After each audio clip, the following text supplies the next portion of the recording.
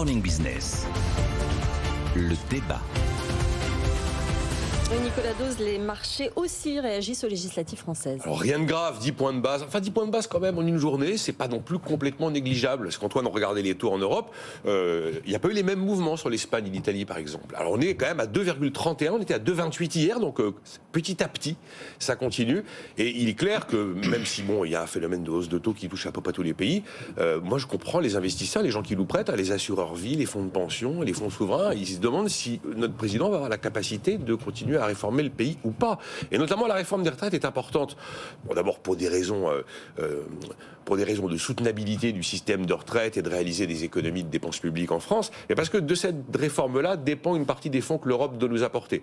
Et ces fonds que l'Europe doit nous apporter, c'est quelque chose qui est plutôt de nature peut-être à rassurer quand même ceux qui nous prêtent de l'argent.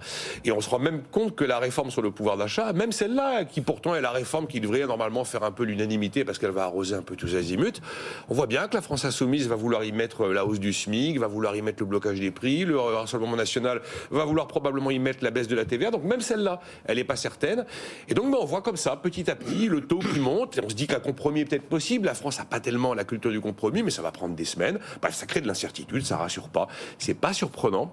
Alors, il faut quand même rappeler qu'on a toujours une très bonne signature, c'est-à-dire qu'on est considéré comme l'un des pays qui lève le mieux l'impôt au monde. C'est quand même l'un des principaux arguments pour un prêteur pour accepter d'acheter de la dette. On a beaucoup d'épargne financière liquide. On a d'ailleurs des titres très liquides qui s'achètent, qui se vendent très facilement tous les jours. Puis on a l'euro. L'euro, c'est des signatures de l'Allemagne, c'est la présence de la BCE, deuxième banque centrale du monde.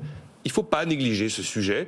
C'est un sujet dont on ne parle jamais politiquement. Et pourtant, je sais qu'à Bercy, c'est vraiment le chiffre qu'on regarde quotidiennement comme le lait sur le feu, à combien nous empruntons et nous plaçons nos titres de dette. Car si on n'arrive pas à placer cette fameuse dette, si l'Agence France Trésor se retrouve à un moment en difficulté, en délicatesse, on va dire, avec nos créanciers, on a quelques semaines de cash pour continuer vraiment à payer l'ensemble des salaires des fonctionnaires, des pensions de retraite ou des minima sociaux. C'est un sujet important. On n'en est pas là quand même. On n'en est pas là, on est bien d'accord. Les Italiens sont à plus de 4%. Ouais. Jean-Marc Daniel. Oui, non, il n'y a pas d'inquiétude à avoir. D'abord, la Banque centrale fait qu'on a une capacité de cash qui est quasi infinie. Donc l'enjeu, c'est plutôt nos rapports avec la Banque centrale. Il n'y a pas de limite. Ce qui est intéressant, c'est que quand on regarde les précédentes élections qui avaient un peu ébranlé le landerneau politico-économique, c'était plutôt une victoire claire d'un camp. C'était la victoire de Mitterrand en 81. C'était même la victoire de Hollande. Vous vous souvenez, en 2012. Hollande, c'était le candidat qui n'avait qu'un ennemi, c'est la finance. Donc on pouvait penser qu'effectivement, il y a une inquiétude sur les marchés.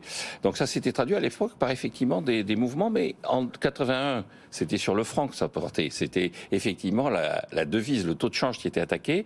Et à partir de l'introduction de l'euro, effectivement, le taux de change a été moins concerné. C'est plutôt effectivement l'évolution du taux d'intérêt à 10 ans.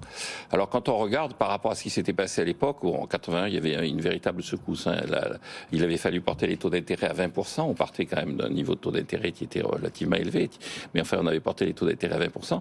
Et on avait claqué déjà à l'époque l'équivalent d'un Macron. La Banque de France avait craqué l'équivalent de 17 milliards d'euros pour soutenir le franc. À l'époque de Hollande, les taux d'intérêt étaient passés de 2% à 2,5% sur le 10 ans. Donc ça avait été plus significatif que ce qui se passe en ce moment. Et puis, au bout d'un an, c'était redescendu à 1,7%.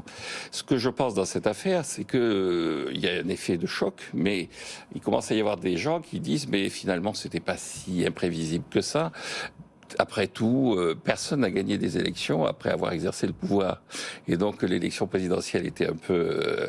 tout le monde avait dit c'est la première fois dans l'histoire que quelqu'un est réélu sans période de cohabitation, en négligeant le général de Gaulle. Mais là, de nouveau, on s'aperçoit que finalement, il n'est pas réélu après une période de cohabitation. Il est de nouveau obligé de composer. Or, il a les moyens de composer. Quand Nicolas dit ce qui est inquiétant, c'est qu'on ne va pas faire voter la loi sur le pouvoir d'achat, je pense que pour les marchés, c'est plutôt une bonne nouvelle. La preuve qu'on ne va pas multiplier les dépenses pour maintenir le pouvoir d'achat et creuser le déficit commercial. Donc finalement... Le risque, Jean-Marc, c'est que cette loi soit votée, mais qu'elle coûte encore plus cher.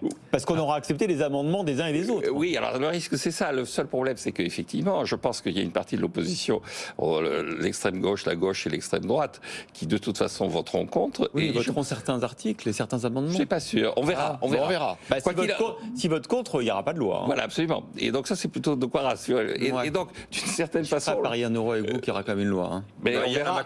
On verra. Le seul enjeu dans tout ça, c'est qu'effectivement, le fait que l'État soit empêché, est-ce que c'est une mauvaise nouvelle pour les marchés et plus généralement pour l'économie? Ça reste en débat. Il y a très peu de pays qui ont des majorités absolues en Europe. Probablement alors que la Hongrie. Hein. Donc c'est pas drôle. Mais avec la France, avait l'habitude. Et encore une fois, il y a une majorité potentielle qui est plutôt de centre droit avec les Républicains. Et ça, c'est pas très inquiétant. Pas sûr que la paralysie politique, ça rassure quand même. Non, je crois pas non plus. Surtout que vous dites les Républicains, ils ont dit qu'ils ne feront pas de pacte de gouvernement. Ils vont au cas par cas, loi par loi. Mais ils ont annoncé qu'ils ne voteraient pas la censure. J'ai vu que Jean-Marc Daniel vote pour l'immobilité, le conservatisme. Ça, non, je vote pour le fait que la neutralisation de l'État, c'est-à-dire primum non nocere, vous savez. Le modèle belge, Absolument. Eh oui. Vous avez vu, les déficits belges sont quand même assez importants, même quand il n'y a pas d'État. Oui. Ah, ça contredit un peu votre thèse. Pas du tout, parce que dès qu'il y a un État, ça dégénère. Mais dans les périodes où il n'y a pas d'État, ça va parfaitement bien.